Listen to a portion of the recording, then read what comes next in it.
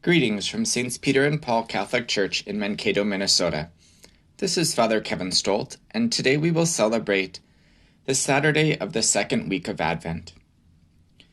In the name of the Father, and of the Son, and of the Holy Spirit, Amen. A reading from the Holy Gospel according to Matthew. As they were coming down from the mountain, the disciples asked Jesus, "Why do the scribes say that Elijah must come first?"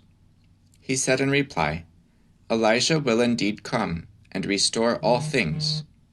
But I tell you that Elijah has already come, and they did not recognize him, but did to him whatever they pleased. So also will the Son of Man suffer at their hands." Then the disciples understood that he was speaking to them of John the Baptist. The Gospel of the Lord. Praise to you, Lord Jesus Christ. Today's Gospel follows immediately after the Transfiguration, in which both Moses and Elijah appeared with Jesus. As they were coming down the mountain, the disciples asked Jesus about Elijah and why he hadn't come back yet. Jesus replies that this has already taken place, and the disciples realize that it is John the Baptist who had come in the spirit of Elijah. Just as John the Baptist suffered, Jesus says that he will also suffer. As we consider today's gospel in the context of the Advent season, what are we to learn from it? Well, first let's consider the importance of Elijah, and then what Christ remarks about his own suffering. As this gospel takes place immediately after the Transfiguration, we see that the disciples had learned something important. They learned Jesus' true identity as the coming Messiah. At the same time, they are confused about the identity of the prophet Elijah. Centuries beforehand, the prophet Malachi prophesied that Elijah would return and announce the coming of the day of the Lord. But then, who is this Elijah if the Lord is already present? Jesus clears up their confusion by identifying John the Baptist as the one who has come in the spirit of Elijah and declares that he too will suffer at the hands of the same kind of men who killed John the Baptist.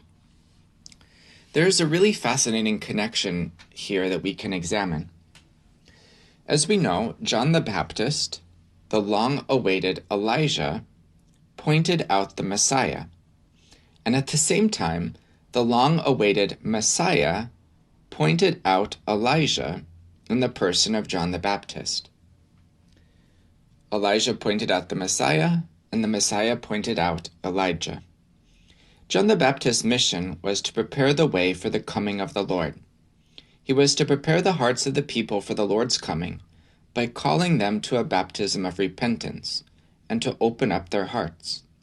It was to help them to prepare to embrace Christ, the Anointed, the Messiah.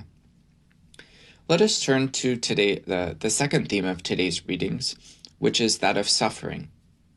And let us see how all of those prophets mentioned in today's gospel experienced suffering.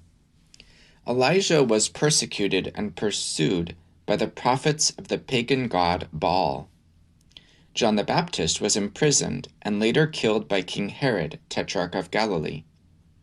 John the Baptist had reproved Herod for divorcing his wife and unlawfully taking Herodias, the wife of his brother Herod Philip I, as his own.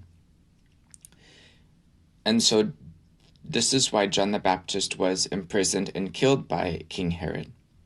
Jesus himself would also suffer in his passion and death on the cross.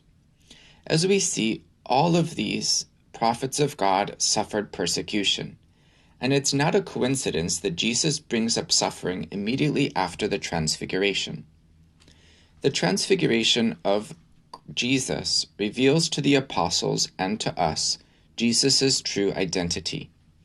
Within this event, the glory of Jesus is revealed. Not merely does he partake in human nature, but his divine glory and splendor is also revealed.